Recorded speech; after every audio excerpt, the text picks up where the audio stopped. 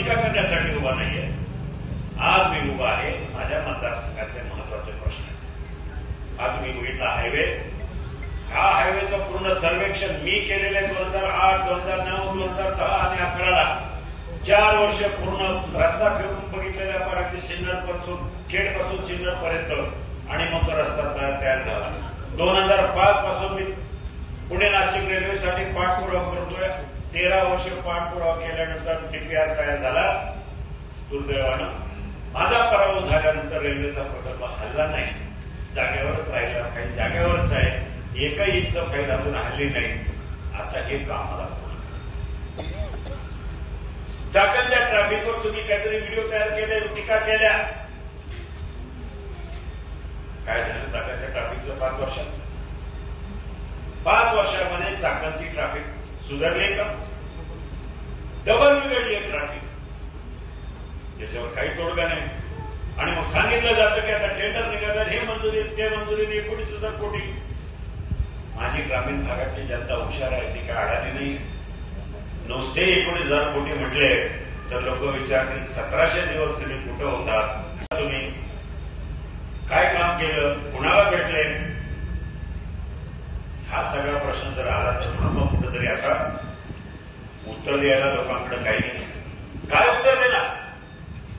मग आता नवीन टूम काढली, निष्ठेची टूम काढली.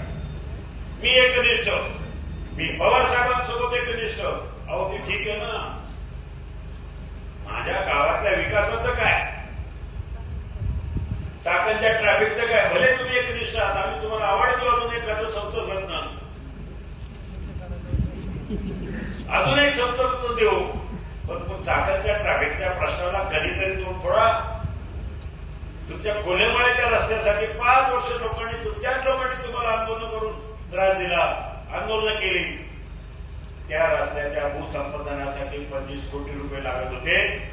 मी रवींद्र चव्हाणकडे गेलो होती. सुरुवातीला रात्री 11:30 वाजता मुख्यमंत्री एकनाथभाई शिंदे यांच्याकडे गेलो, पत्र दिलं. त्यांनी 11:15ला रवींद्र चव्हाणला झोपेतून उठवलं आणि सांगितलं की या बजेटमध्ये तो पैसे घ्या. आणि त्यावेळेला त्या भूसंपादनासाठी कोलेमाळ्याच्या रस्त्यासाठी कोले मंडळीनं भूसंपादनाचा मोबदला मिळावा म्हणून 25 कोटी रुपये मी मिळून दिलेले आहे. हे मी जाहीरपणे आज कमालच्या देवीच्या प्रांगणामध्ये शब्देवर सांगतो.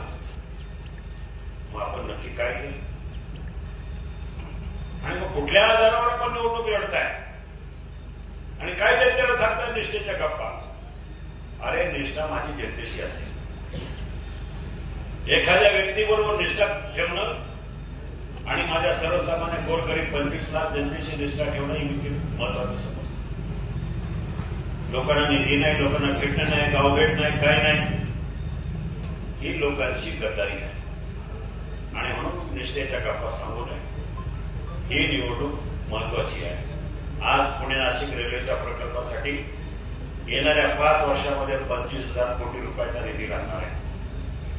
आज हायवे, चाकणचा हायवे असेल, शिक्रापूरचा हायवे असेल, वाघोलीचा हायवे असेल, तळेगाव चाकण शिक्रापूरचा रस्ता असेल, हे सगळे रस्ते जर पूर्ण करायचे असेल तर 25,000 कोटी रुपये दुसरे लागतील. एकंदरीत 50,000 कोटी रुपये येणाऱ्या 5 वर्षामध्ये माझ्या शिरूर लोकसभा मतदारसंघाला पाहिजे. आणि ते पैसे तेव्हा मिळतील जेव्हा तुम्ही नरेंद्र मोदीजींच्या विचाराचा खासदार निवडून द्याल. तर मला हक्काने जाऊन तिथं सांगावं लागेल की मला या ठिकाणी पैसे पाहिजेत, मला प्रकल्प पूर्ण करायचे, पुणे नाशिक रेल्वेला फंड पाहिजे, हायवेला फंड पाहिजे, पाण्याचा प्रश्न सोडवायचे. हे सगळं आपण अधिकारानं सांगू शकतो आणि कामं पूर्ण होऊ शकतो.